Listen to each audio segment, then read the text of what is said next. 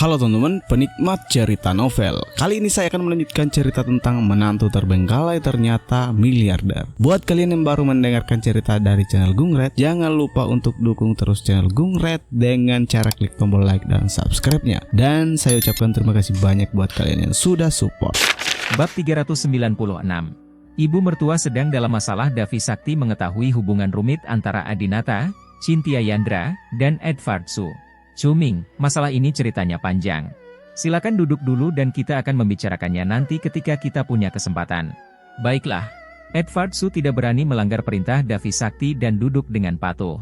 Selalu ada kebisingan dan tamu datang satu demi satu, yang membuat Ganendra sedikit kesal. Ada begitu banyak orang yang menghadiri pernikahan tersebut, dan tidak satupun dari mereka ada di sini untuk Tuan Brahma. Mereka semua di sini untuk keluarga Sakti. Hei, menurutmu kapan Tuanku Diana akan datang untuk merebut pernikahanmu? Ganendra sangat merindukan Diana Yandra sehingga dia mengupas pisang lagi dan memasukkannya ke dalam mulutnya. Tapi begitu saya menggigitnya, saya tersedak saat melihat wanita cantik baru di depan pintu.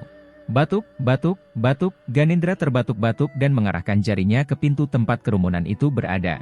Wibisana Arce tidak tahu kenapa, jadi dia menepuk punggung Ganendra untuk membuat Ganendra lebih halus, dan bertanya, "Ada apa, saudara gua? Mungkinkah Diana Yandra benar-benar ada di sini? Saya adalah pendukung Guru Anastasia. Jika Anda mendukung perampokan pernikahan Diana Yandra, maka kita harus berjuang hari ini." Ganendra meludahkan pisang yang dia makan dan berkata dengan kaget, "Apa Diana Yandra, wanita jalang itu jelita ada di sini?" Wibisanarce juga tercengang, mantan istri Tuan Brahma. "Saya melihat jelita, yang berpakaian bagus, mengenakan perhiasan dan pakaian bermerek, berjalan masuk sambil mendorong kereta dorong bayi. Karena kecantikan jelita yang tiada tara, dia menarik perhatian banyak tamu begitu dia masuk. Ya Tuhan, gadis ini sangat cantik, secantik pengantin wanita Anastasia. Dia terlihat sangat mirip dengan wanita tertua di keluarga Sakti, seperti saudara kandung. Kasihan sekali. Aku sedang mengandung 2 anak. Sepertinya aku seorang ibu dan tidak lajang lagi. Aduh." Jelita menikmati perhatian semua orang dan berjalan maju dengan bangga, tetapi setelah hanya mengambil 2 langkah, dia dihentikan oleh Ganendra. "Semangka?" Ganendra berkata dengan wajah serius, "Jelita, apa yang kamu lakukan di sini? Aku memperingatkanmu, hari ini adalah hari pernikahan Tuan Muda Brahma, jangan pernah berpikir untuk membuat masalah di sini." Jelita sama sekali tidak takut dengan Semangka. Jika setahun yang lalu, ketika Adinata dan Jelita belum bercerai, dia akan takut dengan manipulator Aurous Hall semacam ini. Namun, dalam lebih dari setahun, Jelita telah mengalami terlalu banyak pengalaman, dan dia bukan lagi gadis kecil yang hanya bermimpi untuk mewarisi harta keluarga Wibisana. Jelita berkata dengan arogan, "Beraninya kamu, seorang pelayan, berbicara kepadaku seperti ini? Lihat siapa yang aku dorong ke dalam mobil. Mereka adalah darah daging tuanmu. Di masa depan, anakku akan mewarisi seluruh harta keluarga Brahma. Jika kamu berani tidak menghormatiku, kamu tidak menghormati seluruh keluarga Brahma." Kamu, Ganendra juga terdiam. Apa yang dikatakan Jelita benar, dia melahirkan seorang putra untuk Adinata. Ini adalah putra tertua Adinata, dan dia mungkin benar-benar mewarisi bisnis besar keluarga Brahma di masa depan. Ini adalah sesuatu yang tidak bisa diganggu-gugat. Ganendra hanya dapat mengubah sikapnya. "Miss Wibisana, saya tahu Anda ingin menikah lagi dengan Tuan Brahma dan bersamanya lagi, tetapi Tuan Brahma sudah memiliki seorang istri. Saya harap Anda dapat menerima kenyataan dan tidak membuat masalah di pernikahan Tuan Brahma." Jelita mendengus dingin, "Pernikahan Adinata? Lihat saja dengan mata terbuka lebar. Nama Anastasia ada di mana-mana di pernikahan itu. Nama Anastasia harus dicantumkan sebelum nama majikanmu. Ini jelas pernikahan keluarga Sakti. Berhentilah mengkhawatirkan tuanmu." Setelah mengatakan itu, Jelita mengabaikannya dan mendorong kereta dorongnya ke depan. "Saudara gua, apa yang harus kita lakukan? Apakah Anda ingin memberitahu Tuan Brahma?" tanya Wibisana Arce. Ganendra berkata, "Tuan Muda Brahma sedang sibuk, jangan ganggu dia. Keluarga Sakti sangat berkuasa di negara ini, saya yakin Jelita tidak punya nyali untuk menimbulkan masalah di sini." Segera, para tamu sudah duduk, dan hampir semua kursi di aula terisi. Selain itu, ada kamar pribadi di lantai atas yang juga penuh. Waktu telah menunjukkan pukul 10 pagi, dan sudah waktunya pernikahan yang disepakati. Kali ini, Tan Song, pembawa acara terkenal yang diundang secara khusus untuk mengadakan pernikahan, mendatangi meja keluarga Sakti Zhenhang dan bertanya, "Tuan Sakti, waktunya telah tiba, apakah Anda ingin memulainya?" Davi Sakti melirik ke meja di sebelah mereka, yang merupakan satu-satunya meja kosong di tempat kejadian. Meja ini disiapkan khusus oleh Davi Sakti untuk keluarga Adinata, jadi tidak ada yang berani duduk di atasnya. Keluarga Adinata belum datang. Davi Sakti jelas berharap pernikahannya tidak akan dimulai sampai keluarga Adinata tiba. HMPH. Sumusue mendengus dingin, jika ada orang dari keluarga Brahma yang ingin datang ke pesta pernikahan, mereka seharusnya sudah tiba tadi malam. Tapi sekarang saatnya pernikahan dimulai, tidak ada seorang pun di sekitar. Mereka mungkin menang. Aku tidak bisa datang, jadi jangan menunggu. Callister Sang juga sangat tidak puas dengan keluarga Adinata. Ya, ayah, jangan menunggu lebih lama lagi. Davi Sakti juga mengangguk dan berkata, oke, tidak perlu menunggu lagi, mari kita mulai. Belakangan, Tan Song naik ke atas panggung dengan membawa mikrofon, yang langsung menimbulkan sorakan sorak-sorai dari penonton. Wow, Tan Song, pembawa acara CCTV terkenal, yang menjadi pembawa acara pernikahan tersebut. Keluarga Sakti sungguh bergaya. Kudengar Tan Song tidak pernah menerima pernikahan seperti ini. Satu-satunya yang bisa mengundangnya mungkin adalah keluarga Sakti. Guru Tan Song, aku penggemarmu. Tan Song tersenyum dan membungkuk kepada semua orang, terima kasih semuanya. Hari ini saya merasa terhormat bisa menyaksikan bersama semua orang momen ketika Nona Anastasia dan Tuan Adinata menikah. Di zaman sekarang yang semakin banyak anak muda yang takut akan pernikahan, menurut saya setiap pasangan yang berani menikah adalah orang-orang yang cukup berani dan penuh keyakinan akan kehidupan yang lebih baik di masa depan. Sekarang, ayo undang pasangan bahagia ini ke panggung. Sepotong musik murni yang indah tiba-tiba terdengar di tempat itu. Ini adalah musik murni yang digunakan di pesta pernikahan ketika Raja Dunia Musik Tiongkok, Jay Chou, menikah. Karena di usia Anastasia, dia juga tumbuh dengan mendengarkan lagu-lagu Jay Chou. Jadi saya selalu berharap bisa menggunakan lagu ini ketika saya menikah. Diiringi musik pernikahan romantis ini, Anastasia yang tampil anggun bak peri dalam gaun pengantin berwarna putih, memegang lengan Adinata dan berjalan perlahan menuju panggung. Ya Tuhan, ini indah sekali. Dia sangat cantik hingga aku menangis. Nona Su benar-benar pengantin tercantik yang pernah kulihat. Begitu Anastasia dan Adinata muncul, mereka membangkitkan rasa iri semua tamu di tempat kejadian. Mereka hanyalah pasangan tercantik di dunia. Dan Jelita tercengang saat ini. Dia melihat Adinata dan Anastasia berjalan seperti ini, dan tanpa sadar memikirkan adegan ketika dia dan Adinata menikah. Persis sama. Adinata ternyata menemukan wanita yang mirip sekali denganku. Dia pasti masih mencintaiku. Jelita sangat cemburu hingga dia menjadi gila karena cemburu. Segera, mereka berdua berjalan ke tengah panggung, dan Tan Song tidak banyak bicara yang tidak masuk akal. Dia bukan pembawa acara pernikahan, dan keluarga Sakti tidak membutuhkan pembawa acara pernikahan. Itu hanya digunakan oleh orang awam ketika mereka menikah. Ketika orang awam menikah, mereka suka membiarkan tuan rumah mengobarkan suasana, menyaksikan lelucon pasangan, dan membuat para tamu bahagia. Namun ketika orang setingkat keluarga Sakti menikah, mereka tidak perlu melakukan hal ini. Tan Song berkata, saya bukan pembawa acara pernikahan profesional. Kami meminta ibu pengantin wanita untuk naik ke panggung dan mengucapkan beberapa patah kata. Di bawah tepuk tangan meriah, Callister Sang berjalan, memegang selembar kertas di tangannya. Adinata meliriknya dan melihatnya berkata, persyaratan untuk menikah dengan keluarga Sakti. Bab 397. Ingin dilakukan Ibu Anastasia. Adinata mengerutkan kening, dia tahu ibu mertua barunya membencinya karena kejadian Manson. Namun di luar dugaan, dia justru ingin mempermalukan dirinya sendiri di pesta pernikahan tersebut. Callister Sang juga berpakaian sangat cantik hari ini. Dia mengambil mikrofon dan berkata kepada para tamu, semuanya, terima kasih telah datang ke pernikahan putriku Anastasia dan menantu laki-laki Adinata. Beberapa teman mungkin tidak tahu bahwa pernikahan hari ini adalah untuk keluarga Sakti kita mengadopsi menantu laki-laki, dan Adinata akan menikah dengan keluarga Sakti kita. Di luar lapangan, Ganendra dan Wibisana Arche tidak senang. Apa yang dimaksud wanita tua ini dengan memaksakan pernikahan Tuan Muda Brahma? Bukankah ini jelas-jelas upaya untuk mempermalukan Tuan Muda Brahma? Ekspresi Adinata tenang, tapi dia tidak peduli dengan penampilan semua orang yang hadir. Hanya orang miskin yang peduli dengan orang lain yang mencela mereka sebagai orang miskin, orang kaya tidak peduli dengan apa yang Anda pikirkan. Callister Sang melanjutkan, tentu saja, menantu laki-laki saya juga sangat baik. Dia juga pernah menjadi presiden sebuah perusahaan tercatat sebelumnya, dan dia juga mengalami momen-momen yang gemilang. Para tamu berbisik di antara mereka sendiri, dan banyak orang tidak tahu perusahaan seperti apa yang menjadi presiden Adinata sebelumnya. Callister Sang berkata, karena ini adalah pernikahan, secara alami berbeda dari pernikahan biasa. Sebagai Ibu Anastasia, saya membuat beberapa persyaratan untuk menantu laki-laki saya.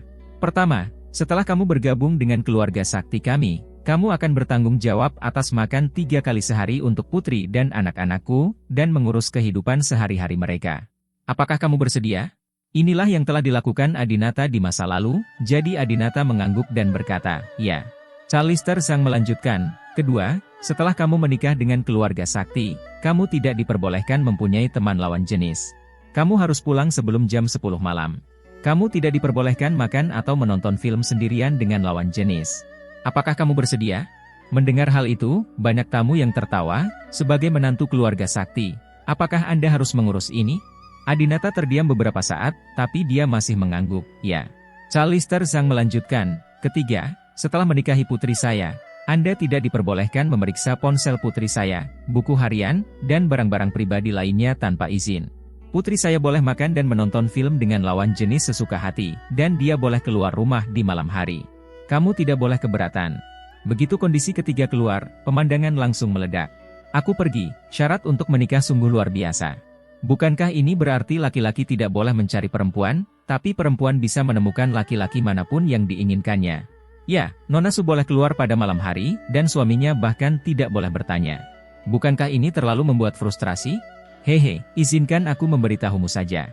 Bagaimana bisa begitu mudah menjadi menantu dari rumah ke rumah keluarga sakti? Namun di atas panggung, sebelum Adinata dapat berbicara, Anastasia menjadi marah dan berbisik, Bu, syarat apa yang kamu ajukan?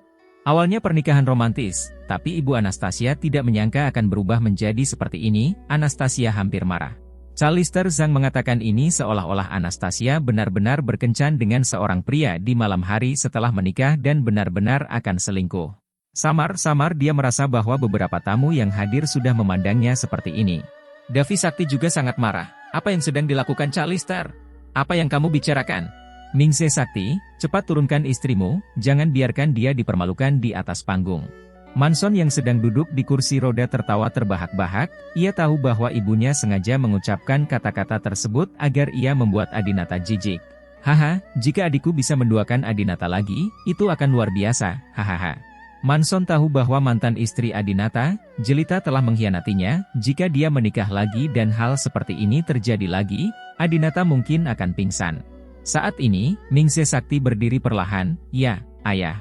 Tepat ketika Mingse Sakti hendak naik ke atas panggung dan menarik Callister sang turun, seorang wanita cantik tiba-tiba berdiri dari kursi tamu dan berteriak ke arah panggung. Adinata, kamu sangat pengecut. Kamu bukan anak yang baik dari keluarga Brahma, dan kamu telah menjadi menantu orang lain. Apakah kamu tidak malu? Orang yang berbicara tidak lain adalah Jelita. Jelita. Saat Adinata melihat Jelita, dia tertegun sejenak, dia tidak pernah menyangka akan bertemu mantan istrinya di hari pernikahannya. Kata-kata Jelita pun membuat suasana menjadi semarak. Hei, siapa ini? Kamu berani mengganggu pernikahan keluarga sakti. Bukankah ini terlalu berani? Wanita ini sangat cantik. Apakah dia di sini untuk mencuri pernikahannya? Saat ini, melihat Jelita hendak menimbulkan masalah, Ganendra segera bergegas mendekat, meraih Jelita, dan mencoba menyeret Jelita pergi. Jelita berjuang untuk melepaskan diri, biarkan aku pergi. Adinata merusak pernikahanku 2 kali, mengapa aku harus membayarnya kembali sekali? Adinata tidak bisa tidak mengingat bahwa ketika Jelita dan Cakravad menikah, karena kemunculan Adinata dan terungkapnya identitas ketua perusahaan Berkah Paja, pernikahan tersebut langsung dihentikan dan tidak dilanjutkan. Ketika dia menikah dengan Yuze Ains, karena Adinata mengungkap skandal Yuze Ains dibunuh dan pernikahannya tidak dilanjutkan. Sepertinya Jelita ingin membalas dendam pada Adinata. Adinata berjalan ke bawah dan berkata kepada Jelita, Jelita, kamu gila, apa yang kamu lakukan di sini? Jelita berkata dengan percaya diri, mengapa saya tidak bisa datang? Saya melahirkan seorang putra untuk Anda, dan Anda menikah tanpa memberitahu saya sepatah kata pun. Apa yang akan Anda lakukan jika Anda tidak peduli dengan putra saya di masa depan? Begitu kata-kata ini keluar, pemandangan menjadi lebih hidup. Apa? Pengantin pria dan dia punya anak? Ini mantan istrinya. Anak laki-laki ini sangat beruntung. Mantan istrinya dan istrinya saat ini sama-sama cantik sekali. Haha, sekarang ramai sekali, aku tidak tahu bagaimana ini akan berakhir. Pada saat ini, pengantin wanita Anastasia tiba-tiba berbicara perlahan. Halo, Miss Jelita, saya senang bertemu dengan Anda. Merupakan kesalahan saya untuk tidak mengirimi Anda undangan pernikahan secara langsung. Mengenai anak Anda dan suami saya, yakinlah. Sebagai putri sulungsu, saya berjanji akan memperlakukannya seperti anak saya sendiri dan memberinya kondisi kehidupan terbaik. Para tamu takjub. Seperti yang diharapkan dari wanita muda dari keluarga sakti di Beijing, dia sangat agung. Meskipun Anastasia dan jelita ini sama-sama cantik, budidaya, percakapan, dan sikap mereka sungguh mengesankan. Haha, bagaimana seorang wanita dari keluarga kelas 3 di kota lapis kedua bisa dibandingkan dengan wanita tercantik di ibu kota kita? Kamu, jelita juga terdiam. Dia membenci kemurahan hati Anastasia. Ini membuatnya merasa sangat munafik. Saat ini, Manson sudah tiba di meja jelita dengan kursi roda. Dia menyeret jelita kembali ke tempat duduknya dan berkata dengan marah, "Jelita, apakah kamu gila? Beraninya kamu merusak pernikahan saudara perempuanku. Aku duduk dengan jujur, jika tidak, saya akan mengambil kembali 1,5 miliar yang diberikan kepada Anda." Jelita menggigit bibirnya dan harus duduk dengan patuh. Pada saat ini, Davi Sakti sebenarnya melangkah ke atas panggung secara langsung untuk meredam keributan. Saat dia berbicara, pemandangan yang awalnya kacau tiba-tiba menjadi sunyi. Tidak ada seorang pun yang berani berbicara lagi, bahkan banyak orang tua yang menutup mulut anak-anak tersebut karena khawatir anak-anak tersebut akan berbicara sembarangan. Inilah kekuatan pencegah Davi Sakti. Bab 398. Davi Sakti berjalan ke atas panggung, memegang mikrofon, dan berkata dengan wajah ramah, "Terima kasih sudah datang. Menantu perempuanku hanya membuat lelucon untuk semua orang. Itu hanya untuk bersenang-senang. Kalian tidak perlu menganggapnya serius. Sebenarnya, cucu perempuan dan cucu ipar saya bertemu 4 tahun lalu, dan mereka juga memiliki seorang putri berusia 4 tahun.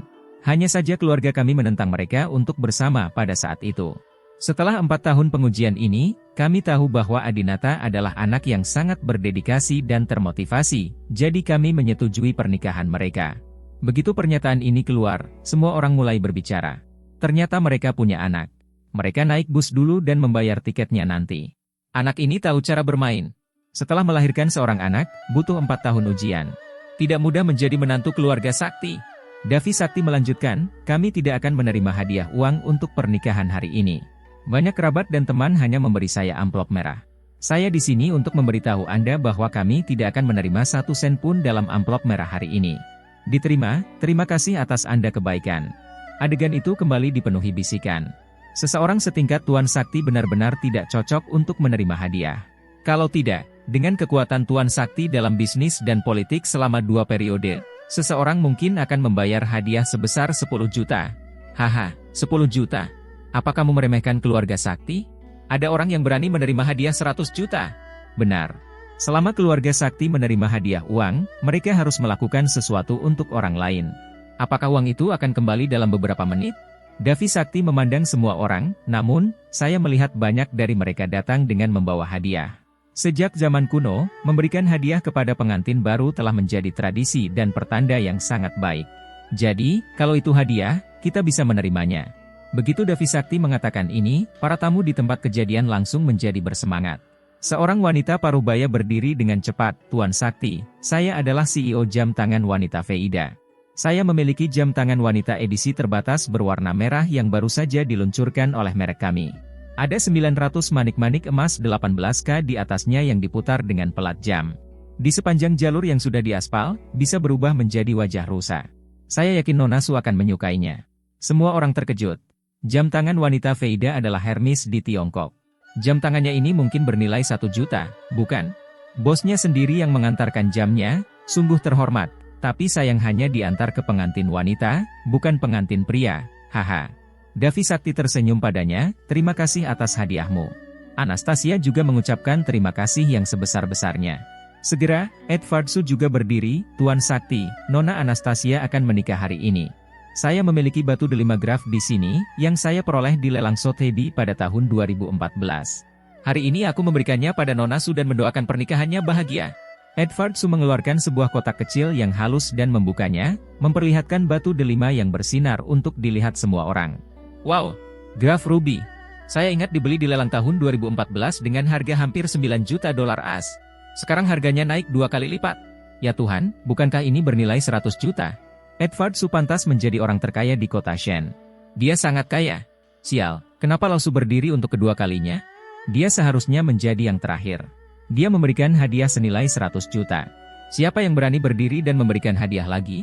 Anastasia mengetahui hubungan antara Edward Su, Cynthia Yandra dan Adinata, dan juga tahu betapa berharganya batu rubi. Jadi dia segera berkata, "Tuan Su, hadiah Anda terlalu mahal. saya tidak bisa menerimanya. Namun, Edward Su bersikeras, Nona Su, terima kasih atas dukungan Tuan Sakti. Saya, Edward Su, hari ini. Jika Anda tidak menerima hadiah ini, Anda akan meremehkan saya. Anastasia tampak malu, kakek, ini. Davi Sakti tertawa, ya, Cuming dan saya melakukan bisnis bersama sebelumnya, dan Cuming masih berhutang sejumlah uang kepada saya. Batu delima ini harus dianggap sebagai pembayaran hutang, haha. Sambil bercanda, Davi Sakti menerima hadiah itu, yang tidak hanya memberikan wajah Edward Su, tetapi juga tidak menyinggung siapapun. Setelah Edward Su memberikan hadiah, dia terdiam beberapa saat, karena tidak ada hadiah yang semahal batu delima miliknya. Itu adalah seorang pemuda yang menghilangkan rasa malunya dengan ratusan ribu hadiah, dan semua orang memberikan hadiah satu demi satu. Namun, Ganendra dan Wibisana Arce merasa sangat tidak nyaman melihat para tamu memberikan hadiah.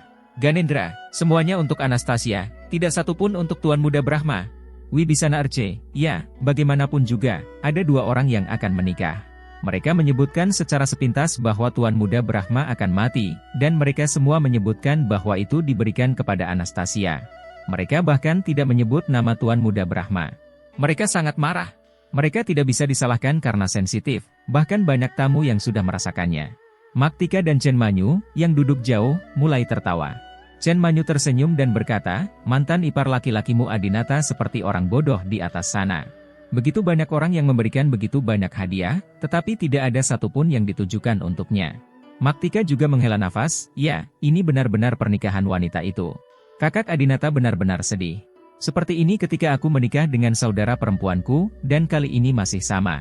Dalam pernikahan seperti itu, laki-laki tidak memiliki status setelah menikah, dan perempuan pasti akan selingkuh dengan tidak bermoral. Aku ingin tahu seperti apa karakter Anastasia. Apakah dia akan menjadi seperti saudara perempuanku dan mencuri pria di luar? Chen Manyu makan biji melon dan berkata sambil tersenyum, apa yang kamu khawatirkan tentang dia? Bukankah pantas dia dikhianati? Siapa yang menyuruhnya menikah? Jika aku punya suami yang datang ke rumah, aku juga akan mengkhianatinya. Kecuali Chen Manyu, yang lain juga menertawakan Adinata. Haha, pengantin pria ini sangat tidak tahu malu. Tidak ada satupun hadiah yang diberikan kepadanya. Dia tidak memiliki rasa kehadiran sama sekali. Bagaimana dengan pengantin pria? Dia pengantin wanita. Nona Su adalah pengantin pria. Anastasia lah yang menikahi Adinata, bukan Adinata yang menikahi Anastasia. Haha. Saat ini, Jelita berdiri lagi. Manson meraih tangan Jelita. Jelita, apa yang kamu lakukan? Apakah kamu mencoba membuat masalah lagi? Cepat duduk. Jelita mengeluarkan kalung emas mawar yang indah dari tasnya dan berkata, siapa yang membuat masalah? Aku ingin memberi hadiah. Manson tercengang saat melihat kalung di tangan Jelita yang bernilai banyak uang. Bukankah dia datang untuk membuat keributan besar tentang pernikahannya? Mengapa Anda menyiapkan hadiah? Jelita tiba-tiba berkata, Adinata, kamu bukannya tidak berguna. Hari ini adalah pernikahanmu, dan tidak ada seorang pun di antara penonton yang memberikan hadiah kepadamu, pengantin pria. Adinata mengutuk dalam hatinya, pesawat apa yang kamu coba lakukan? Jalang, ini belum berakhir, kan? Juga, Adinata, istrimu Anastasia, sebagai pengantin hari ini, kecuali cincin di tangannya, tidak ada perhiasan sama sekali di bagian tubuhnya yang lain. Pasti kamu, sang suami, yang tidak punya uang untuk itu. Berikan kepada istrimu. Beli. Memang benar demikian, keluarga Sakti memiliki aturan bahwa perhiasan untuk wanita di hari pernikahannya harus disiapkan oleh pria sendiri dan tidak boleh dibeli untuk dirinya sendiri. Jelita tiba-tiba tersenyum jahat dan mengeluarkan kalung emas mawar itu. Kalung ini bernilai 1 juta. Adinata membelikannya untukku sebelumnya. Nona Su, atas nama Adinata, aku akan memberimu kalung ini. Seluruh penonton terkejut karena Jelita ingin memberikan barang-barang yang dia gunakan kepada wanita tertua dari keluarga Sakti. Bab 399. Ketika Manson mendengar ini, dia langsung berteriak kepada Jelita, adikku tidak peduli menggunakan barang-barang yang telah kamu gunakan. Duduklah di atas panggung. Adinata juga merasa malu. Haha, mantan istri mempelai pria sangat murah hati. Dia datang untuk menyelamatkan mempelai pria. Kalau tidak, wanita tertua dari keluarga Sakti bahkan tidak akan memiliki perhiasan yang layak. Ya, aturan di keluarga besar kami di ibu kota ini adalah perhiasan wanita harus diberikan oleh pria. Adinata tahu bahwa Jelita sengaja mempermalukan dirinya sendiri dan Anastasia. Dia cemburu, dan dia masih ingin menyendiri.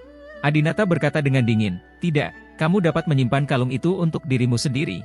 Kemudian, Adinata bertanya kepada Ganendra di antara penonton, Semangka, di mana Anda meletakkan tas yang saya minta untuk Anda bawa sebelumnya, tas yang saya tinggalkan di hotel? Ganendra menjawab, apakah itu kantong plastik dari supermarket RT Mart? Saya menaruhnya di bagasi mobil saya dan memarkirnya di tempat parkir hotel. Adinata berkata, oke, pergi dan ambil tasnya sekarang. Ada hadiah yang aku siapkan untuk Anastasia. Oke, kata Ganendra dan berlari keluar dengan cepat. Namun kali ini, para tamu yang hadir mulai tertawa. Hadiah yang disiapkan pengantin pria untuk Nona Su sebenarnya ada di tas supermarket RT Mart. Haha, mungkinkah kamu membelinya di supermarket RT Mart? 2 potong baju dan kaos kaki seharga 10 yuan. Semua orang meremehkan Adinata dan meremehkan menantu laki-laki yang dipermalukan di pernikahan. Adinata tidak berkata apa-apa dan menunggu Ganendra dengan tenang. Segera, Ganendra membawa tas RT Mart. Saat Adinata hendak mengambilnya, ibu mertuanya Chalister Sang tiba di sana lebih dulu. Chalister Sang mengambil tas RT Mart dan menjadi marah. Dasar menantu laki-laki yang memalukan. Kamu tidak perlu memberikan hadiah kepada putriku jika kamu tidak punya uang. Putriku tetap mulia dan cantik meskipun dia tidak memakai perhiasan apapun. Tetapi aku tidak akan pernah membiarkanmu memberikan putriku hal-hal yang lebih rendah ini. Sambil mengatakan itu, dia melemparkan kantong plastik itu jauh-jauh. Adinata tiba-tiba menjadi gugup. Dia turun dari panggung dan terbang untuk mengambil tas RT Mart. Chalister Sang menjadi semakin marah, memalukan. Sayang sekali. Karena tas rusak, saya menjatuhkan diri ke tanah di depan semua tamu. Ya Tuhan, kejahatan apa yang telah kulakukan di kehidupanku sebelumnya hingga menikahkan menantu seperti itu ke dalam keluargaku. Para tamu juga tertawa. Kamu bilang tasmu rusak dari RT Mart, tapi kenapa kamu susah payah mengambilnya? Dia bahkan tidak peduli dengan citra mempelai pria. Anastasia tidak tahan lagi dan menuduh Chalister Sang. Bu, bagaimana kamu bisa melakukan ini? Adinata adalah suamiku, dan aku akan tetap menyukai hadiah yang dia persiapkan untukku, meskipun harganya hanya lebih dari 30 yuan. Kamu kasar sekali. Dasar gadis bodoh, apa kamu tidak tahu apa artinya dipermalukan? Kamu hanya peduli pada apa yang kamu suka, pernahkah kamu memikirkan wajah keluarga sakti? Chalister Sang juga menguliahi Anastasia. Saat ini, Adinata sudah mengambil tas RT Mart dan berjalan mendekat. Anastasia, aku punya kalung di sini yang ingin kuberikan padamu. Saat dia berbicara, dia mengeluarkan sebuah kotak yang sangat halus dari tasnya. Saat mereka melihat kotak itu, semua orang di ruangan itu merasakan ada yang tidak beres. Kemasan kotak ini jelas sangat mewah, jelas bukan sesuatu yang bisa Anda beli di supermarket RT Mart. Adinata mendengus dingin, bagaimana orang-orang yang mencemooh ini bisa tahu bahwa ini adalah kalung termahal di dunia. Itu adalah yang ditemukan Adinata di brankas rumah saudara laki-lakinya yang kedua di pinggiran kota, Aendagebum. Saya melihat Adinata perlahan membuka kotak itu saat kalung itu terbuka, banyak orang merasa bahwa mereka buta. Ya Tuhan, apa ini? Ah, itu membutakan mataku. Warna ini, tingkat kecemerlangannya, aku jadi gila. Jelita dan Chalister Sang juga tercengang. Adinata mengambil kalung itu dan menunjukkannya pada Chalister Sang. Bu, kalung ini namanya Aendagebum, yang dalam bahasa Cina disebut Heritage Bloom. Berlian di atasnya dipotong dari berlian kasar type aculinan Heritage murni 507 karat. Desainernya adalah orang Tiongkok dan menggabungkan banyak elemen Tiongkok. Ini paling cocok untuk dikenakan oleh wanita Tiongkok. Aku ingin tahu apakah aku boleh memakaikan kalung ini pada putrimu. Oh, aku lupa menyebutkan, kalung ini bernilai 200 juta dolar AS. Begitu pernyataan ini keluar, seluruh penonton tercengang. 200 juta dolar. Ya Tuhan, kalung 1,4 miliar dolar dalam satu hari? Apakah ini nyata? Bagaimana ini bisa menjadi menantu laki-laki? Keluarga mempelai pria jauh lebih kaya daripada keluarga mempelai wanita. Chalister Sang juga tercengang. Bukankah properti dan barang berharga Adinata dibekukan? Lalu apa yang terjadi dengan kalung ini? Chalister Sang berkata, kamu tidak mungkin palsu, kan? Kalung termahal di dunia memiliki harga tetapi tidak ada pasar. Bahkan jika kamu punya uang, kamu mungkin tidak dapat membelinya. Jika kamu memakai pakaian palsu untuk putriku, itu akan mempermalukan keluarga sakti kita. Adinata mendengus dingin. Semua orang di sini, adakah yang tahu cara menghargai perhiasan? Pada saat ini, seorang pria paruh baya mengangkat tangannya, berdiri, berjalan mendekat dan dengan hormat berkata kepada Chalister Sang, Nyonya Su, saya adalah Presiden Fancy Jewelry dan penilai profesional. Saya telah berkecimpung dalam bisnis ini selama 40 tahun. Percayalah, aku bisa membantumu. Chalister Sang tahu bahwa ada naga tersembunyi dan harimau yang berjongkok di antara para tamu, jadi dia segera tersenyum dan berkata, kalau begitu aku akan merepotkanmu. Adinata juga menunjukkan kalung ini kepada pria paruh baya. Pria itu melihatnya dengan hati-hati dan terus memujinya. Ini benar-benar sebuah karya seni. berlian, zamrud, dan giok putih ini jelas tidak palsu. 1, 2, 326, 27. Kalung itu membentuk struktur yang dapat dikonfigurasi ulang melalui untaian manik-manik. Benar saja, ada 27 cara memakainya. Nyonya Su, kalung ini memang kalung termahal di dunia, bernilai 200 juta dolar AS. Callister sang sedikit ketakutan, awalnya dia ingin mempermalukan Adinata di pesta pernikahan. Biarkan semua orang yang hadir tahu bahwa Adinata adalah menantu dan pekerja lepas. Namun, siapa sangka Adinata akan memberikan putrinya sebuah perhiasan senilai 1,4 miliar. Anastasia juga tercengang saat itu juga. Adinata tersenyum, mengambil kalung itu di tangannya, dan kemudian secara pribadi meletakkan kalung itu di leher Anastasia. Saat momen ini selesai, semua yang hadir justru bertepuk tangan. Benar-benar pasangan yang sempurna. Hanya orang bangsawan seperti Nona Su yang layak mendapatkan kalung termahal di dunia. Ya, wanita cantik yang dipadukan dengan batu giok cantik sungguh sempurna. Saat ini, Jelita sedang memegang kalung emas mawar bernilai jutaan, berdiri seperti orang bodoh. Dia menggigit bibirnya, merasa sangat cemburu. Sialan!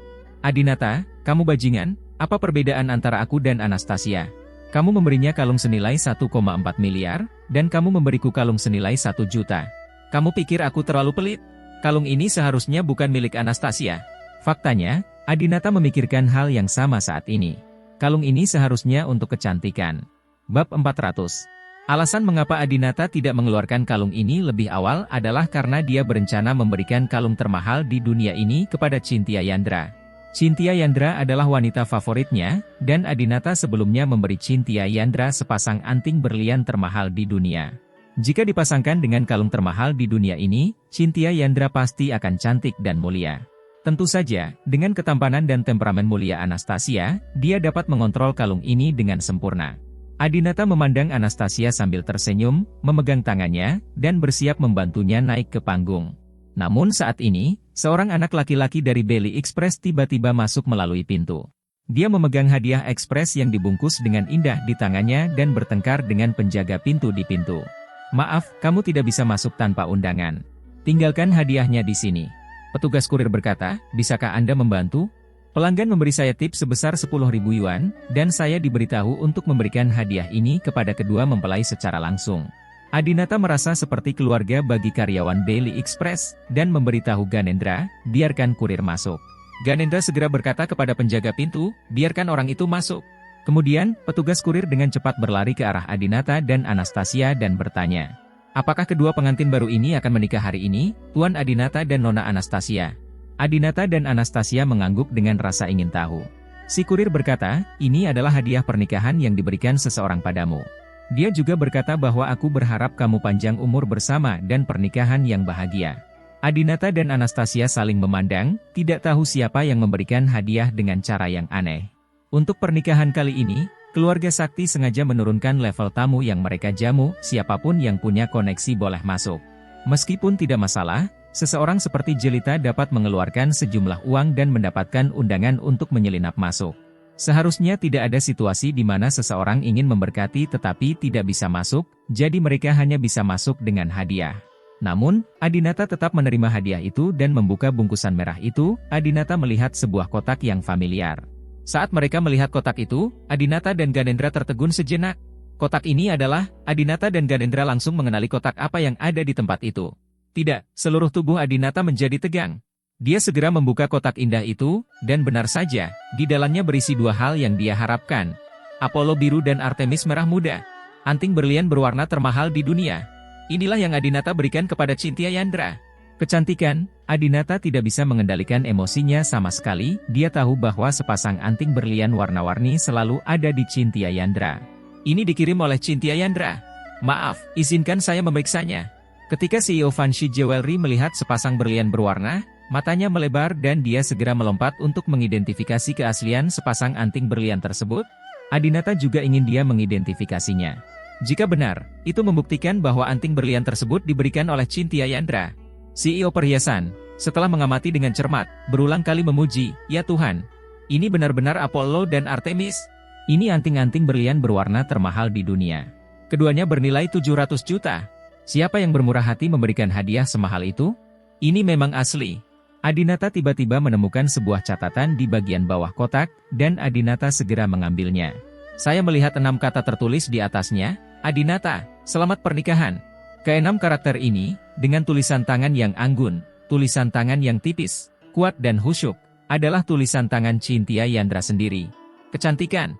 Adinata tidak bisa menahan diri, air mata mengalir entah dari mana dan jatuh ke atas kertas. Anastasia dan Jelita juga tercengang saat itu juga. Adinata benar-benar menangis?